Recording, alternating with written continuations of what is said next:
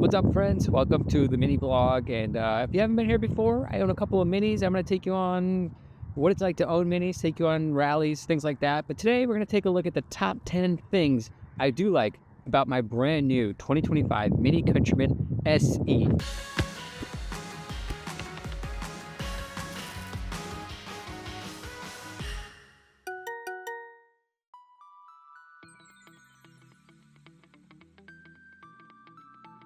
So, number one, technology. There's a lot of technology in this car.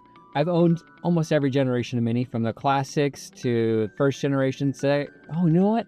I haven't owned a second generation. Third generation, I've owned a couple of those.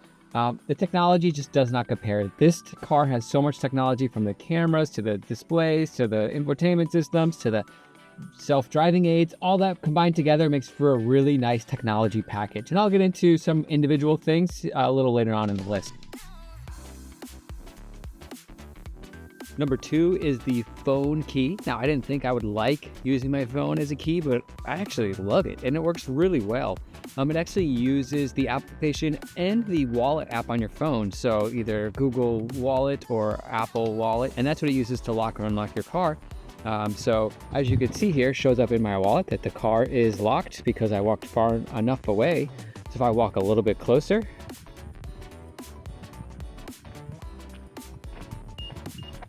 it now shows it's unlocked. Let's hop in this car because it's a little cold out there. Now, if you're not a fan of giving up a traditional fob, you still have that option as well as the key card if you want to keep that in your wallet and have that peace of mind. But so far, I really love the phone key, and I've started to forget to bring the fob because at first I was a little nervous and I brought it as a backup, but phone key works really well. You just gotta make sure your phone has charge and it's not completely dead, so you can get into your car when you leave for the day. The third thing I want to talk about is the app. Now, the app's been around for the previous generation as well, but I don't think it's ever worked as well and is with as many features as this current generation offers. This 2025 SE obviously has a few more features in terms of charging and things like that, but the app has worked really well. The remote control has worked perfectly.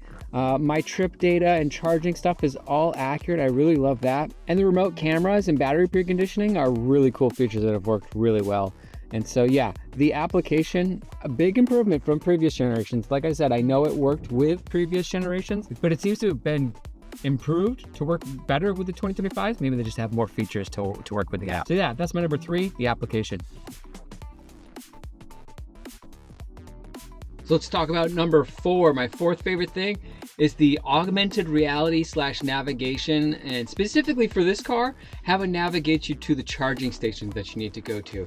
I know the ICE versions don't really need that, but this one being an electric car really needs that, and it works really well. It tells you where you're going to be, how many stalls are available, and surprisingly, it is accurate every time I've checked, and roughly how long you're going to need to be there for to get to the state of charge that you need to in order to get to the next destination, charger, wherever you're going. Now, if I don't need to charge, I'm probably using my phone and connecting to Google Maps, but it is still fun to see this augmented reality navigation. It's a fun little trick. I like showing friends this, and it's actually been a little bit useful in some situations where I'm trying to find the charger and it's navigating me to those chargers perfectly. So yeah, that's my number four. Navigation, I would say mostly improved from the previous generation.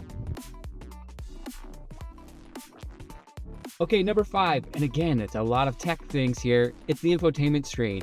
I know it's been a little bit polarizing, but honestly, it's a really nice screen. First of all, the hardware, the OLED, really nice. The features in it are super cool. It's got a lot of fun games. It's got a lot of great apps. There's a lot of settings you can change in here.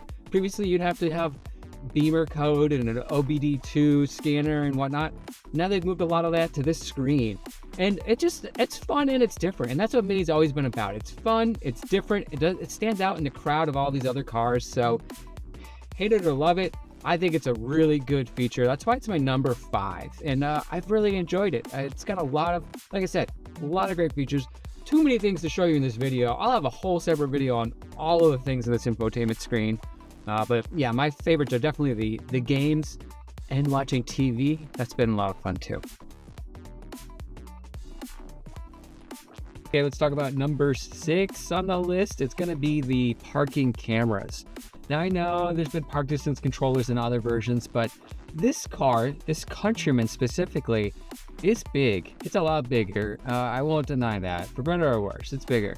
And there's a lot of area and real estate on the front that I just can't see. But so luckily there's a really great camera system built into the car, and it shows you almost everything you would need to see around the car. It's got this great view here where I can pick specific areas to go outside the car, see where I am. There's the 3D view, which is probably my favorite, especially when you're driving. It'll hold up this 3D view for I believe below 23 miles an hour. And then there's a car wash feature, which I'm assuming helps you line up your tires with the car wash tracks. Now, I don't take my cars through car washes. If you've seen my videos before, you know that I only wash my car at home. And this car has a special paint that can't go through a car wash. So there'll be another video on that. But yeah, let's take a look at the 3D one for a second. Probably my favorite. The wheels even turn. See, while the car is moving. As you can see, we're starting to move right now, and it's capturing those wheels turning. How cool is that? That's such a huge improvement over previous generations. Now, these cameras offer a lot of cool features like driving assistance and aids, and specifically parking and keeping in your lane, things like that.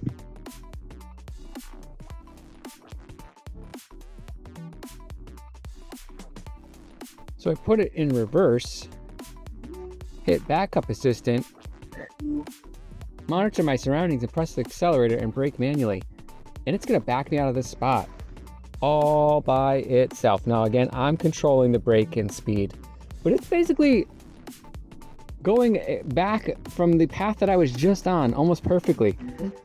It's a really cool little feature to have. I guess you're not gonna need it a whole lot, but man, maybe when you're stuck in a very tight spot, that might be a really handy feature to have. But yeah, the cameras and what you can do with them with this car, that's why it's my number 6. There's so many cool features you can do with it. It's such a step up from previous generations. Number 7 is the customization of the headlights and taillights that you can do. Now, this is not perfect, and you'll see this in my top 10 things I don't like about the car, but there's some really cool features in here that you can do where you can change your headlights and taillights into 3 different settings. I can't think of many other cars where you can change the headlights and taillights like this. So as you can see here is my car, and I can click on the little customize icon, and we have classic, favored, John Cooper Works. We're right now in classic, where the headlight trim is completely filled out and the taillights are Union Jack styled. Now if we go over to favored, you can see we get a just top 2/3 of the headlight, and the taillights still, I don't know, still Union Jack-ish, but not as bold. And finally, we have John Cooper Works. And as you can see, we get a change in taillights here, and then the headlights split the top and the bottom for their surrounds, and that's what you have for that. So really cool. I can't think of many other cars where you can do that on. So I like to rock mine on classic. I think it's the coolest rear taillight, maybe not the coolest front, but yeah. Stay tuned in my top 10 things I don't like to see what I don't like about that. Yeah, that's number 7, the taillight headlight configuration you can do in this car.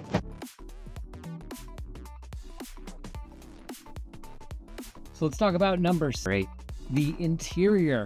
Now, I customized this car, so I picked out the interior that I like the most. So you may not like it as much as I do, but I still think overall the interior is really cool. Your infotainment screen, your simplified controls, which if you've ever owned a classic Mini, you know what those are, and you know that that's a really cool throwback to a classic.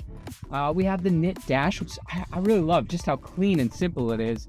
I chose mine to fade from petrol to Chesterfield and then go into these Chesterfield seats, and I really love it. I think it looks really great. Comes with the black headliner, which I think looks really cool. And yeah, these really nice touches of petrol blue just stitched in out throughout the car in certain areas. Really cool. I really love the interiors, and I really love how the interiors have this common design language between all of the 2025 and future models. I think that's a really cool feature to have, to make at least the insides all feel and look the same. Kudos on the interior. It's my number 8. Now, number 9 is acceleration and performance of this car. It's an electric motored car, all four, so it's got 2 motors, and as a result, acceleration is impressive. Now, it's a big car and a little boxy, so it may not be as fast as other sportier cars that are all electric, but it is really fast, really fun, a blast to drive, especially in launch control. And it feels like it might be a little bit faster than the GP3 from 0 to 30. Now, we will test that when winter's over and we get the GP3 back on the road one day. But yeah, acceleration, performance, this car, number 9 is my favorite thing of this car. Now for my 10th and final thing, we're gonna go for a short little drive because it's really just the driving experience overall. Now yes, this is a Countryman and it's bigger, but it's very comparable to previous Countrymans. It drives like a Countryman. And so it's still got the handling of a Mini Countryman, not as good as the 2-door, that's always been the case, but still way better than a lot of the cars out there on the road. So the driving experience overall is really fun. The experience modes are really fun. The sounds that this car has, which this is the electric model, so it's not going to be on those ICE models, but the sounds that it comes with, which I think were made in collaboration with Hans Zimmer and the recording of a classic Mini and things like that, just a really fun sound. I'll try and capture some of that on camera.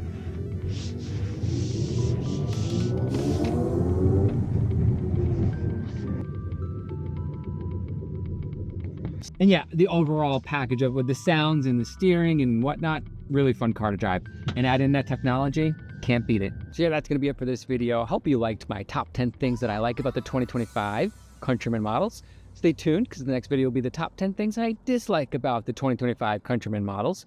And then there'll be another video on Easter eggs, driving in the snow, comparing this to a JCW Countryman, and a lot more. So leave any questions or comments down below. What do you think is your favorite feature? Let me know. And as always, when you see other minis out there, don't forget to wave. I'll catch you later.